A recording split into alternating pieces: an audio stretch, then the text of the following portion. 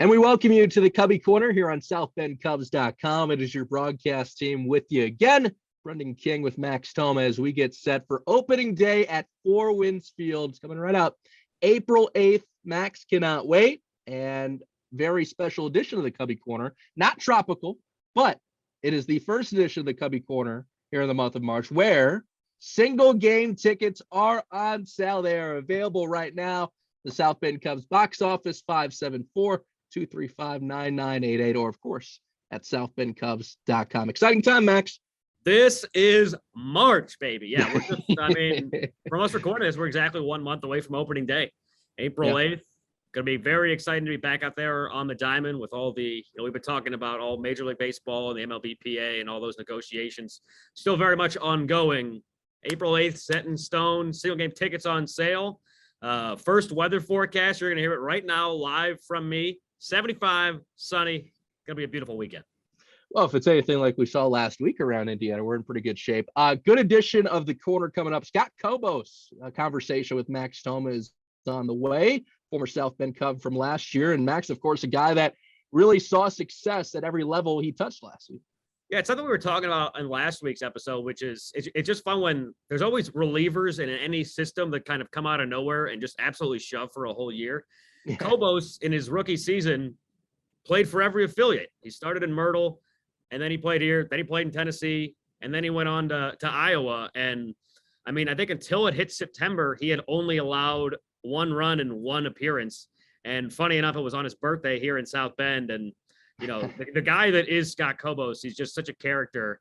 He's just such a fun guy to be around. He always wanted to go out and catch the first pitch. Just a guy who's got a smile on his face every single day. Just a great all around person, And he's the twin of Will Kobos. Who you look at these guys side by side last year. Will Kobos, obviously identical twin. They look the same. Also went out and had like a 2.19 ERA. So these guys had a fantastic year, and I'm sure they're both pumped to try to top one another this season. Yeah, I mean, that depending on what happens, that could be a future NL Central starting pitching matchup. So keep an eye on that because he's with the Pirates. Did I read right? Twin is in the Pirate system. Yeah. Well, did I read too that he went to Coastal Carolina? Yes. So he went from Coastal to playing for the Pelicans. I mean, that you need a 30 for 30 about that.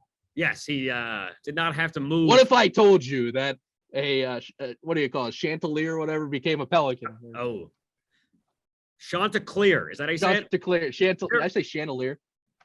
Maybe, but they're one of those hardo schools. It's like Xavier. It's like if you don't say it right, they'll come after you.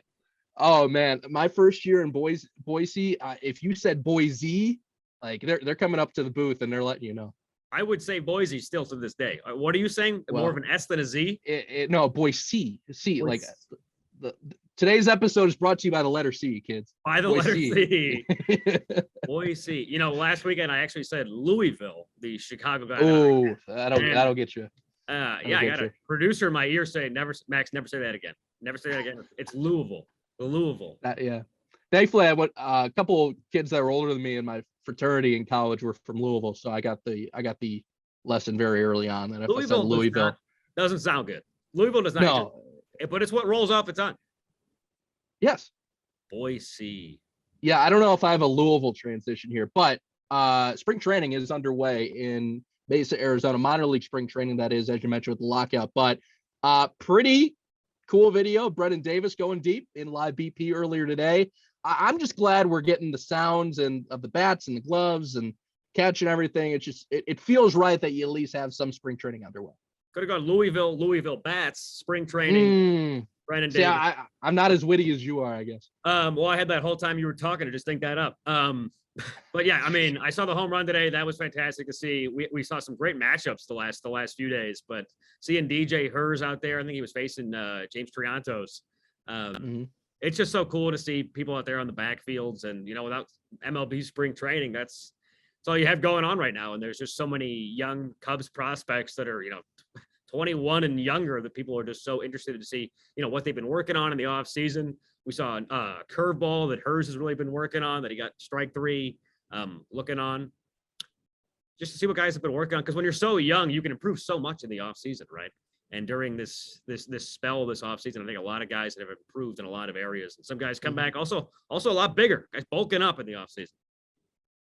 Yeah, I mean the backfields are a cool place. I don't know if you've ever been in Mesa, but I mean the experience of the backfields is like you take this long dirt road from Sloan Park to the minor league area, and it's 4 fields kind of in a clover, Yeah. and you could just go between whatever field you want. So I remember like when I was out there, it's like, okay, so Nico Horner's on this field, Brennan and Cole are over here. Like last year, South Bend Cubs are over there. So I mean, you can just keep on doing laps, and you could just catch guys as you please. It's awesome. It's like the classic youth baseball tournament, where Yes, that's true. you got all home plates together, all the fields expanding outward, and you can kind of just turn around and watch all the games. So we were supposed to record today a little earlier, and then the world flipped on its head because your Packers re-signed Aaron Rodgers to a deal, and then Russell Wilson got traded. What? I said the world flipped kind of twice there. Yeah, it did. And then Russell Wilson traded to the Broncos. So I don't know what's going on, but I just got off the air over here in Indy, and a lot of people are pretty disappointed that you took 2 swings and misses right there on 2 potential guys. So, but sounds like Rodgers is back with your boys. Do the Colts have quarterback issues? I don't know. Yeah, 5 guys in 5 years. I don't know. Obviously, Elway and the Broncos were rumored to be going after Rodgers for a while, but the timing was pretty funny that they pretty much happened within an hour and a half of each other that Rodgers announces he's signed. Pat McAfee's out here breaking news stories. He's beating Shefty, he's beating Rappaport. And then, the Drew Lock era in Seattle has begun. Somebody made a meme earlier. It was like, you ever seen Practical Jokers?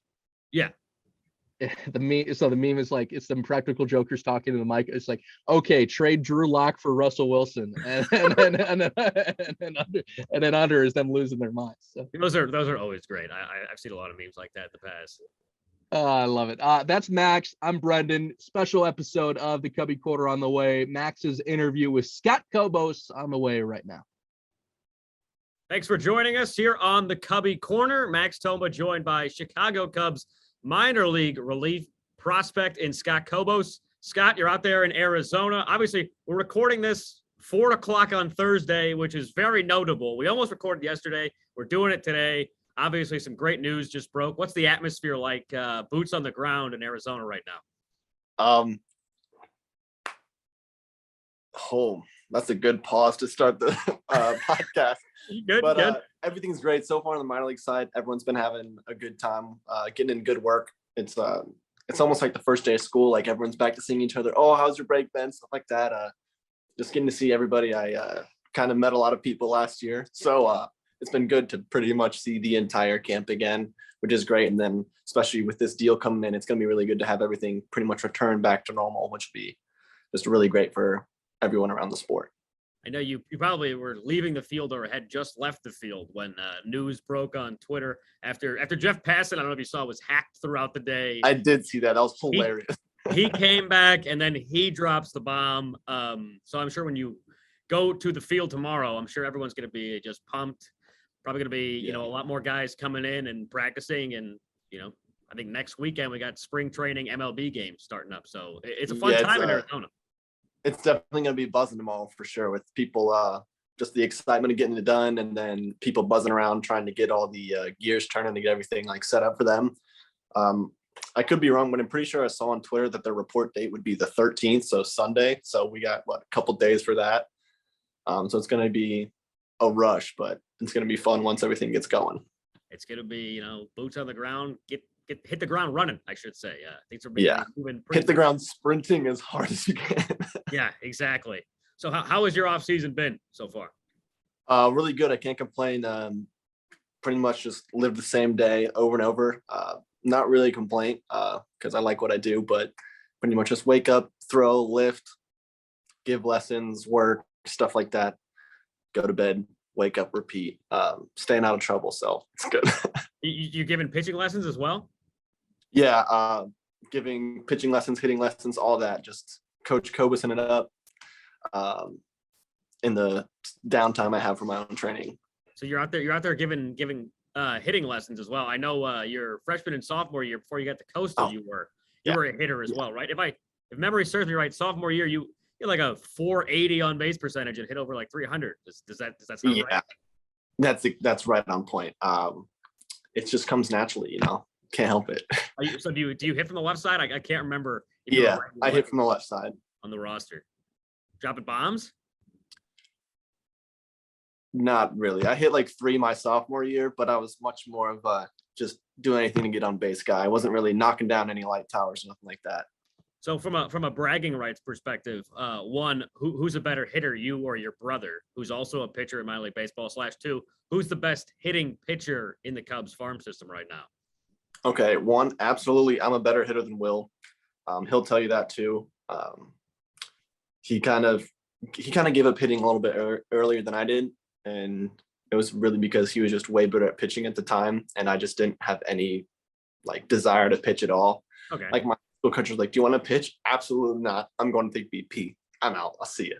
And my brother was just throwing bullpens and blowing guys up, which is nice. So he stuck with that while I continued to hold on my grasp to hitting for a little bit. Best hitting Cubs pitcher, I don't know. We had a one day in South Bend where we did pitchers BP, and some guys put on a show. Graham Lawson hit like 15 home runs, and like a home run derby. Was nuts. Ryan Jensen's got some surprising power. Hunter Biggie, that was a couple pretty good. It was, I unfortunately couldn't participate because I was on the IL, and I was like, "Hey man, it's not throwing," and our trainer goes, "I will kill you." the last thing they want anybody on the IL, especially a pitcher, doing is out there swinging a bat. Yeah, my luck, I would have taken one swing and it would have hurt again or something like that. So I remember pretty Lawson good. sending some out to left center that were hit very well out towards the landing. Jensen was going like full regalia. He had like the wristbands. He had the Yeah. card. He was on the red carpet. It was a fashion show for him, but yeah, I think the person who most impressed me that day, because we were looking down and we were like, "Oh my god, some of these pitchers right now are hitting bombs," was Biggie, because he was listed as a righty, and he was dropping lefty nukes, and he hit the performance center. And I asked him, I was like, "Hey, we have you listed as a righty, like not that you hit with us, but we have you as a righty. Well, what's that about?" He's like, he basically just said, for fun, he hits lefty sometimes, which was yeah. Apparently, he has a lot of fun with it because he's pretty good with it. Yeah, I can swing a bat for fun lefty, but I mean, I'm not hitting it out of the infield on a fly. He's also super strong too, so that helps him a lot. Yeah, dude's just yoked. Yeah, he hit some bombs out there at Harvard when he was a member of the Crimson as well. So now that that agreement is kind of set in stone, barring any kind of late voting that goes the way people wouldn't think it was going. I'm just generally curious, amongst all the pitchers and position players as well. Have you guys been talking? Is there kind of a consensus about your guys' opinions on banning the shift and the new pitching clock as well?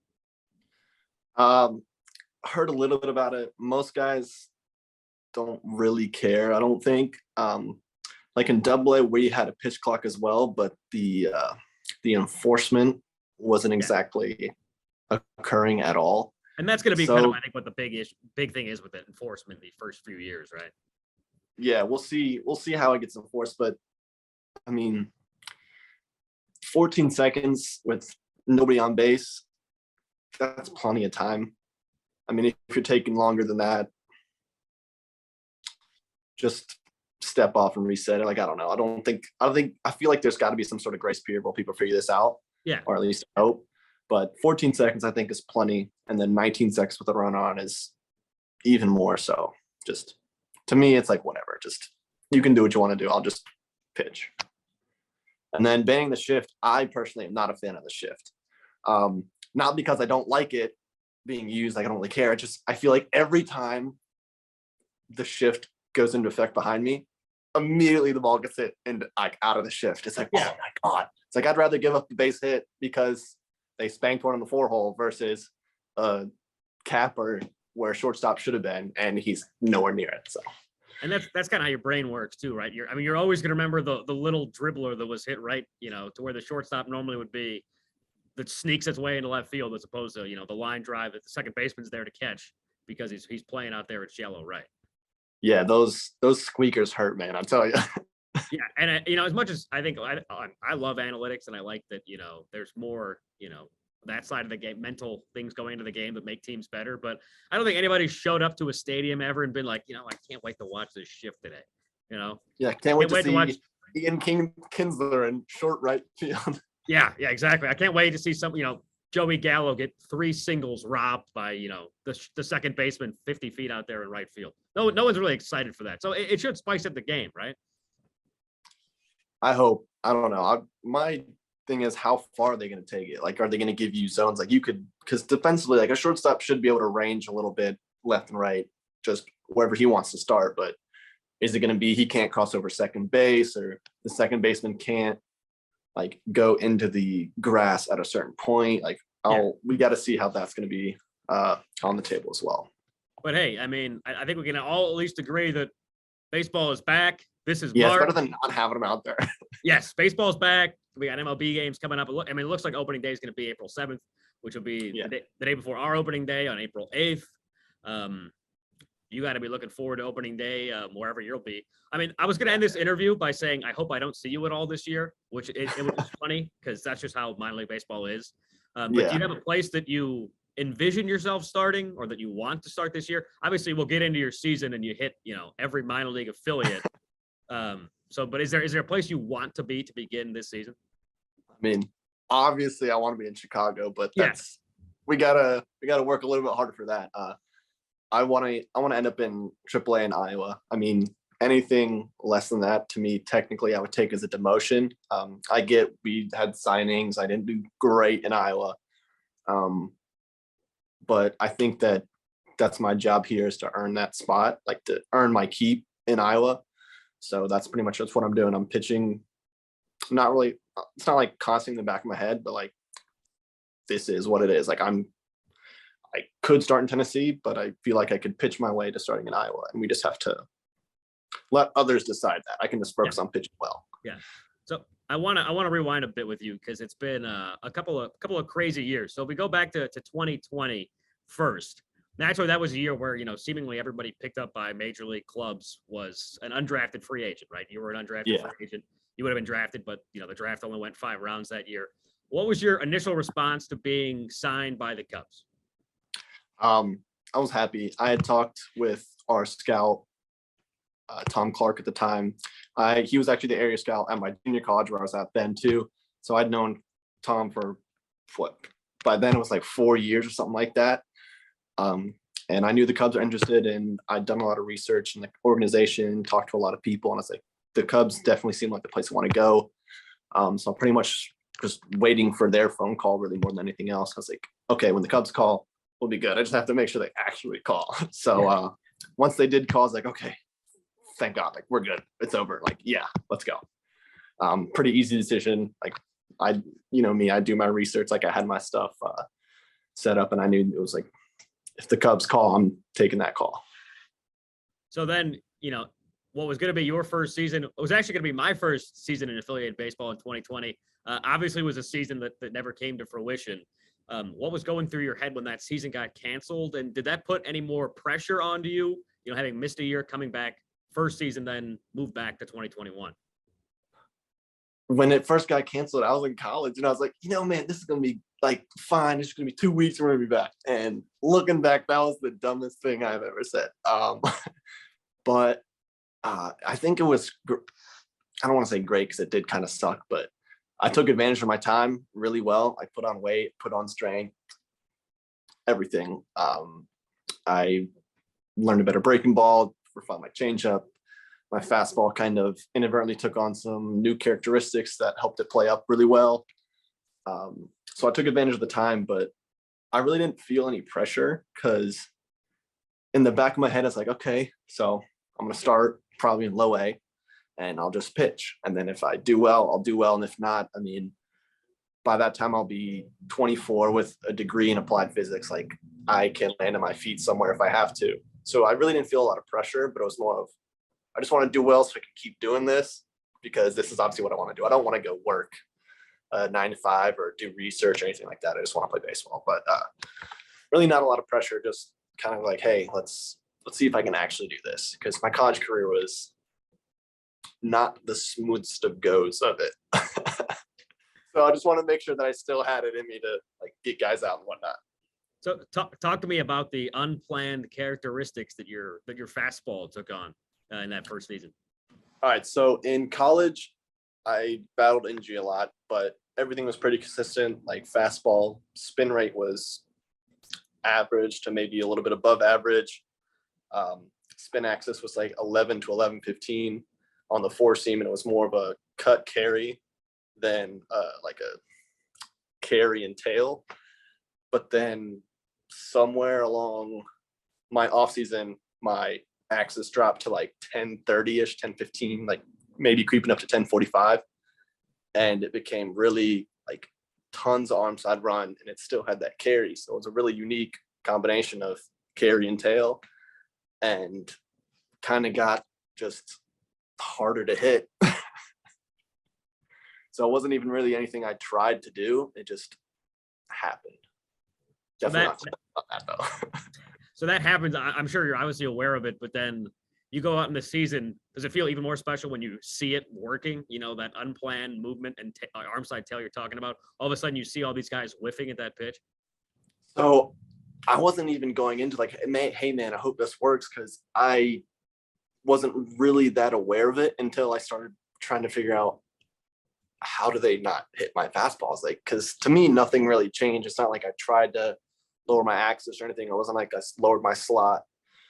But I was like, why does this keep happening? It's like, oh, these are all different.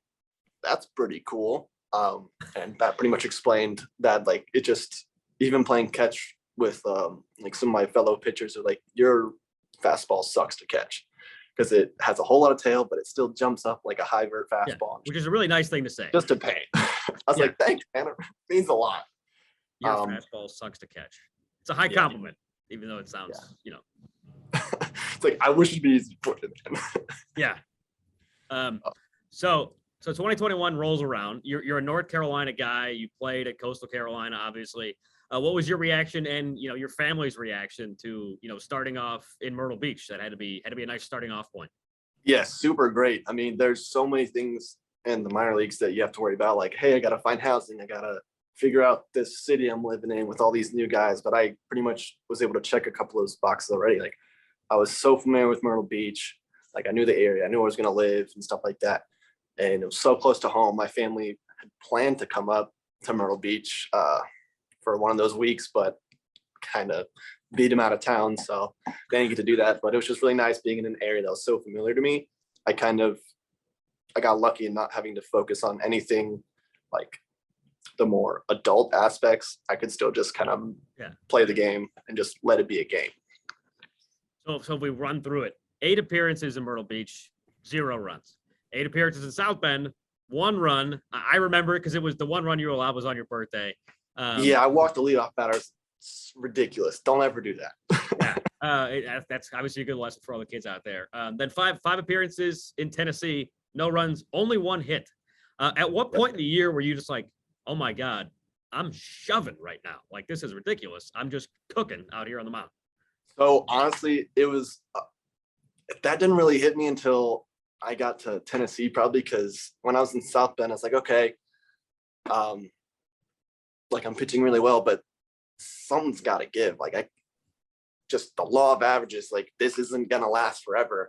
And then I got hurt, and I was like, okay, like can't keep your expectations too high. Like, you got season thrown off a little bit. You're not quite in the same shape you were. And I, of course, give up 1 run. And I was like, well, classic. First appearance back on my birthday. That's the day to do it. But then I get to Tennessee, and I didn't really have to face many hurdles yet. I was like, everything's still the same. Like, I'm not having to make too many adjustments myself.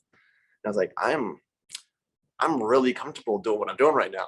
And it wasn't like, oh my God, like I'm shoving, I'm so good. It was like, I'm just so in control and in sync, like in tune, what's going on. I can pretty much just zone everything out and just blindly go, as opposed to really having to figure out like plans against hitters and whatnot. Just pretty much everything. We just throw the heater down the middle, throw some off speed because I have to, and that was it.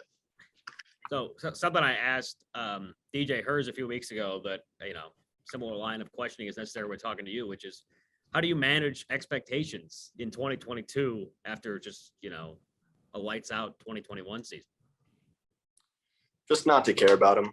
I mean, to have excellent year after excellent year after excellent year is extremely hard to do. And if you do it, great.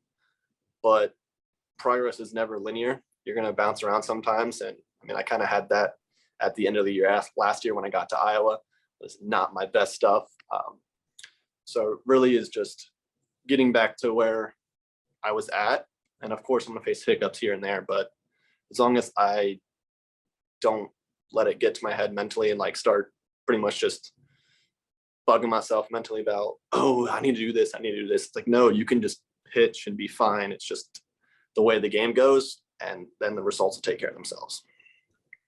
So is it a fair question? Is it a fair statement to say that possibly in the long run, you could be happy that you ended the season in Iowa struggling a little bit after, just everything kind of went your way outside of the injury, everything, went your way on the mound 2021 until the very end?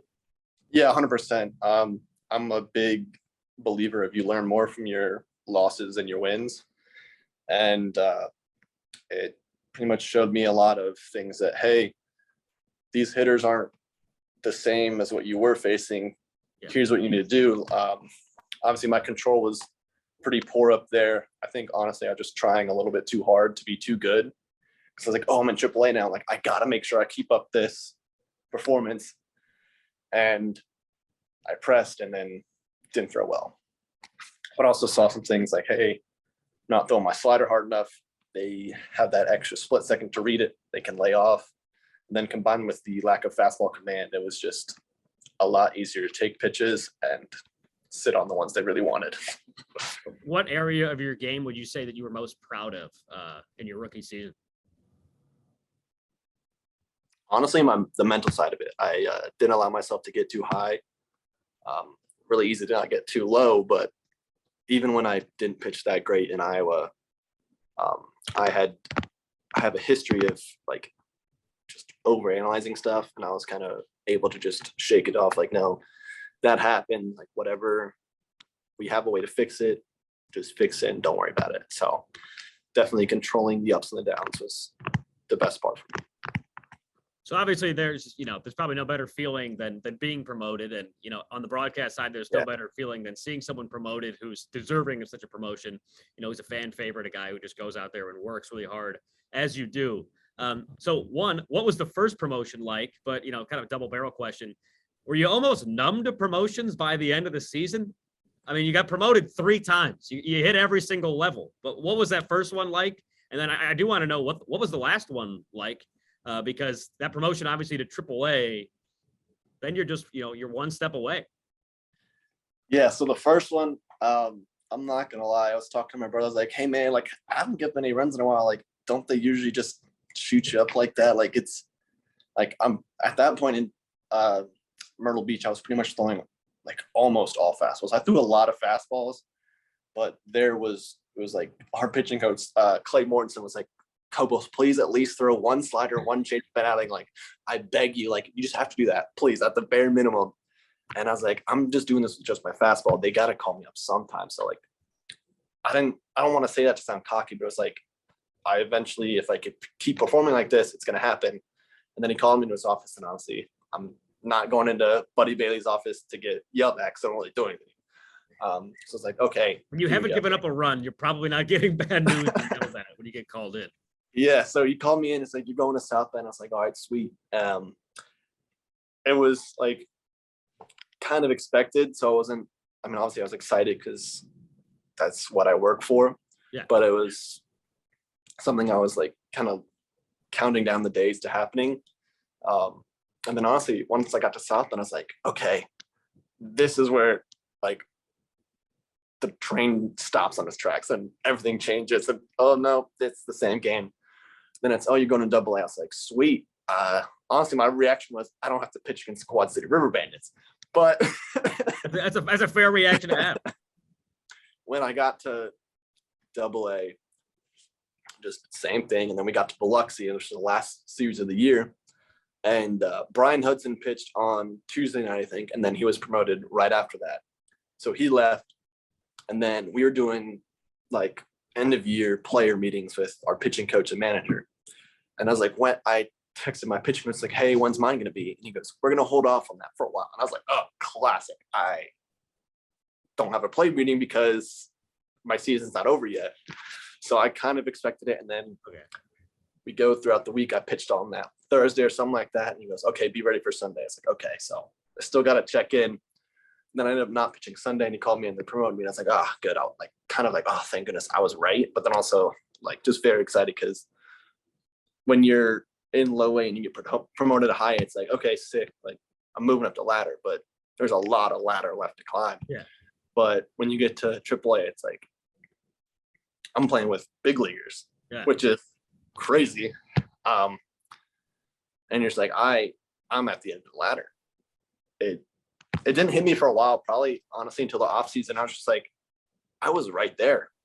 And I feel like I'm still right there. Which is crazy. Just thinking about how, like, if you told my 10-year-old self that I was in AAA, just absolutely explode brain. So it's just cool. Okay, so I mean, if I was in your position, starting in low A and then going up to high A, I feel like my first time on the mound in Iowa, I'd be looking around and just being like, oh my God, like here's a ton of guys who have played Major League Baseball or are, you know, a breath away from playing minor league or playing Major League Baseball. What was that feeling like the first time on the mound, you know, in AAA when, you know, I mean, you're really just like a heartbeat away? Honestly, that was the first time I really had any nerves on the year. I pitched like it too because I couldn't throw a strike, but I was up there and I was like, you have a job to do, but also like, this is pretty sick. Like we were in St. Paul, Minnesota, and they have a great stadium. Great there. stadium. Great stadium. Just awesome spot. But I was like, in the back of my head, I was like, this is as close as you can get without getting there. This is a big deal. Which was really cool to experience that. And it was kind of good that I got that on my shoulders. Like, obviously I sucked in AAA, but to kind of just break in the shoes a little bit, no matter how well I did, I think is going to benefit me. Because when hopefully I get up there next year or start there next year, and it's just business as usual. So I don't have to like stars in my eyes type feeling. And that's going to be an interesting place to debut as well. Cause I mean, you're also like basically in an MLB city, right? I mean, you're like right down the street from the Twins. Yeah. Not that far away. Yeah. So I don't know, but Iowa at least opens the year in Buffalo. So I get to experience some wintry weather, hopefully. So yeah. I gotta brace myself for the cold after being in Arizona. I was just talking to be seen, of course. I was just talking to the iCubs broadcaster Alex Cohen a couple of weeks ago. He said they open up in Buffalo, and I'm sure that's just got to be a bit of a cold place if you're looking across the minor league map. Yeah, definitely not warm in the beginning of April. Yeah, I can imagine. So you finish off 2021 3-0, 2.18 ERA, 25 appearances. Your twin brother Will 6-2, 2.16 ERA, 27 games. One very similar numbers. He was in the Pirate system, obviously. Who's currently got the bragging rights in the Kobos household? Unfortunately, I have to take those bragging rights because I did get to AAA and he ended the year in high A. But we really don't mess with that. Like, I had a crazy year and I got to AAA. He had a great year. He's going to pitch beyond high A, I hope at least.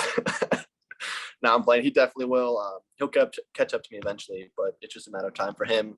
But right now, I do currently have the favor in the household.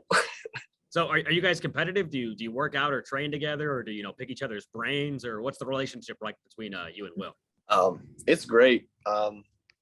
It's really a lot more picking each other's brains because we are kind of two different pitchers. He's more of a straight over the top righty. He doesn't really get much tail. He's very much an induced vertical break guy, banger 12-6 curveball, while I'm more tail and carry and a slider. So we're not the same pitcher at all, but we still are able to just say, hey, I saw you doing this. Like, why? What can I do? Like, how can I use that to make myself better? Like, I threw a bullpen in our lab here in Arizona yesterday, and I felt like I just wasn't getting over my front side. My lead leg, I was just getting stuck, and it was kind of just pushing me back. And he's like, oh, that's what I just figured out like 4 weeks ago.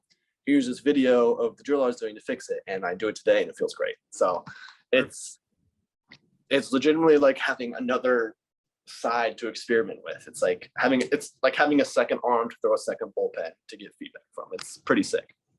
All right, that's awesome. So looking back at that 2021 season, do you have if you could pick one favorite moment from the year? Yeah, so my second outing was for Myrtle Beach in Charleston. I'd already had one outing under my belt. Felt great, did great. But then I came in after Blake Whitney, who had thrown like pretty extended outing for a reliever, if I remember correctly, like I think a little over 2 innings. And I came in with 2 runners on and no outs, punched aside, punched the next 2 batters the next inning. But then I got the last batter like 2-2, and then he rolled over a ground ball. And I was like, oh my God. It's like, but that outing was like, it was kind of an eye opener for me. It was like, I just punched 5 guys in a row on all fastballs pretty easily. And the reactions I was getting as well were like, they'd swing and miss and they just shake their head like, what? Like, what's going on? Like, it's like they couldn't even see the ball. Yeah. So that was my favorite just because that was extremely dominant. But also it was just kind of when it hit me like, hey, you are doing good. Yeah, it's gotta feel good, and you gotta have the confidence going when you leave hitters that dumbfounded, just walking back like, I have no idea what just happened. Yeah, it's nice. Okay, so before we finish off, are you a college hoops fan? I am not. I don't follow basketball at all. Like not even NBA, nothing. Okay, so what is your sport outside of baseball if you had to pick one? I was gonna ask you who's gonna cut down the nets in March, but I can divert it another way. Hockey's my sport. Me and my brother love hockey. We tell each other like, hey, if we could have been as good at any other sport as we are in baseball, 100% hockey. Not even close. So who's your hockey side? Carolina Hurricanes. Carolina Hurricanes. Yeah. It's now the Chicago Blackhawks affiliate, but in Charlotte is the Charlotte Checkers, which was the Canes affiliate. So it was cool. Like we got to watch all their prospects going up, and we'd see them like on whatever TNT that night playing hockey for the Canes, and it was super sick. And then went to a couple games this offseason in Raleigh. So it's just a sweet atmosphere, great team. So it helps to root for them. So I mentioned I was talking to Hers a couple of weeks ago. He's a Fayetteville, North Carolina guy. Yeah. What MLB team did you grow up watching? Because he told me, and this was kind of breaking news when he told me, I feel like I didn't know this. He's actually never been to an MLB stadium. And yeah. Yeah, would not have expected that. Yeah, that blew. I was like, do people in the system like make fun of you for that? He's like, oh, I don't really talk about it. People don't really know. I was like, how does that not come up naturally, like all the time? Yeah, no, but I mean, I definitely didn't know, but so make sure you make fun of him next time you see him. Oh, I definitely will. Don't worry. Gave me more ammo, like I needed more. But yes. So being in Charlotte, the closest team was the Atlanta Braves, and so like our travel teams, whatever, would go to Braves games, like when we go to tournaments out in Atlanta and whatnot. So I've been to a bunch of Braves games. Then I had family in Northern Virginia, so we went to a lot of Nationals games as kids. But really, like the teams we grew up watching were the Cubs and the White Sox, because both of my parents are from Chicago. So it was really like I was the Cubs fan, and of course, since I was the Cubs fan, my brother was the White Sox fan. So like we used to, like he'd get like a I'd get like a Cubs picture like framed on my wall, and then he'd have the same picture about the White Sox. So it was really a house divided there for a little bit. That's fantastic. I didn't know your parents are from Chicago. So have you been to Wrigley Field before? I have not. The closest I got was going to the Magnificent Mile last year. I took an off day in South Bend to get up there. Nice. So that was my first trip to Chicago. Is your planned first trip to Wrigley going to be as a player, or would you like to be there as a fan first? 100% as a player. Max, you got to be joking. It took me a second. Did he ask that? I was trying to phrase that question in like, do you have a plan to be at Wrigley anytime in the near future? But I guess, the season's around the corner. You're probably hoping to get there yourself as a player, obviously, first. Like, if I'm not there as a player before fan, I'm gonna be pretty salty about that. Honestly, I might not go. If the interview didn't end without me asking a stupid question, it would not have been an interview with Max Thomas. So that's fine. We have a good time, so it's all right. So I had to ask that. So in the nicest way possible, I hope I don't see you this year. I hope I'm watching you in Iowa and then watching you on the tube on my TV playing for the Chicago Cubs. Hopefully, Max, I hope I get up to Chicago and I see you on an off day when you take the trip from South Bend. How about that? That sounds fantastic. I'm hoping to see you on the mound at Wrigley. Hoping that stock just continues to exponentially rise. I hope you get to face your brother this year in the NL Central. A little Kobos on Kobos. That'd be pretty sick. Not gonna lie. It'd be a good day at the ballpark for the Kobos family. Yes, I would imagine the Kobos family would be in attendance for that one. So, thanks for joining me, Scott. And there you have it, Scott Kobos on the Cubbie Corner. This is the Cubbie Corner. That's Max Tomo along with Scott Kobos, 2021 South Bend Cub. And Max looks like he's on the way to potentially a memorable career with the Cubs if he can repeat what he did last year. Yeah, it's going to be interesting to see where he starts this year. And, I'm looking forward to looking at that guy just shoving some more innings. Just a great southpaw in the rotation. You know what I'm curious, by the way, about that I appreciate. When you say it's Brendan and Max, you don't point anywhere. I realized last week when I pointed you on my screen, like this is me pointing at you. Yes. But it's me pointing the wrong way when we recorded, right? So I got to point the wrong way. You haven't been pointing. It's a smart move because you look dumb when you point. Well, actually, I don't know if you have us full screen for you right now, but you're above me. So we look like we're on the Brady Bunch right now. Oh, I got you on the side. Yeah, I got to look up at you. So. But when I recorded it, I'm editing it, the video, and I'm looking through it. I'm like, it looks like I'm pointing away from you. It just looks ridiculous. Like I'm Max Tomo, that's Brendan King, the guy like on the wrong side. Well, I would hope diehard watchers of this show know by now who we are. But, yes. That's ideal. Okay, so I guess in between the Aaron Rodgers and Russell Wilson stuff, Spotify crashed, which I was not aware of because I was on the air, but I would like to listen to Spotify on my way home, but that might not be an option. So that brings up a conversation we just agreed on 5 minutes ago, talk about our high school walk-up song. So why don't you go first? Well, first off, we realized Spotify was down because all of a sudden the music wasn't playing in the stadium. We always got tunes playing through Spotify. All of a sudden it's not playing. So, walk-up songs that I walked out to, Shipping Up to Boston was the first one I ever did. Nice. Dropkick Murphy, sophomore year. My senior year, I walked out to a techno version of Hava Nagila because I was really good early in my high school days and I was not good at all at the end. So I went the comedy route, just trying to get everybody into it. The other team would be clapping along and stuff. And then I walked out to that song from Happy Gilmore my junior year, Rock and Roll Part 2 by like Gary Glitter, Yeah. Hey! Yeah. So But did you also take batting practice fastballs off your chest because hockey tryouts are in? Oh yeah, 325 days? I take youth knuckleballs off the chest. That's about all I can handle. But I think the best thing I ever walked out to was on the road where you don't choose. It was a high school summer game, and at Evanston High School they played the Pirates of the Caribbean theme song. For me, as a center fielder coming into pitch one inning, and I was chugging gas, and I didn't have a breaking ball, and even if I did, this was going to be a strictly fastball inning because that song was just banging, and it was like I've never thrown this hard in my life. No one stood a chance up there at the plate. No, hell no. Mainly because I couldn't find the zone, but that's okay. That's okay. I only had 1 year where I was able to have one, and I probably might be embarrassing by now, but it was do the John Wall. Oh, nice. Okay, that's good. You can do that. But did you do it on the way up? No, I think my coach would have killed me at that point. But no, it was good. I don't know if people liked it. I liked it at the time, but one of my buddies, his walk-up song was the Pablo Sanchez theme music. Ooh, from Backyard Baseball. I like that. That's got to draw some nice little laughs, some nice little. The secret weapon, he's coming up. Yeah, about to hit one out. Hey, a good walk-up song can go a long ways. Yeah, have you ever had a memorable one from a player you covered? Like my first year, we had a kid. His name was Brett Boswell. Went to Texas. He did the Friends theme song. So that by the end, and he was there the whole year. So by the end, the crowd was doing the clap.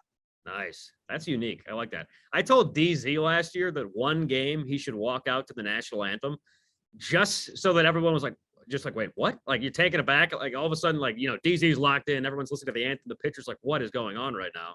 And then, you got like maybe a little edge. I would go for like, if I was, still playing baseball, I feel like I'd be going for trying to get some laughs out there. Yeah. Yeah. You go two ways with it. You either get everybody into it or, you try to make it a little funny, and nobody ever tries for the funny anymore, I feel like, but. No.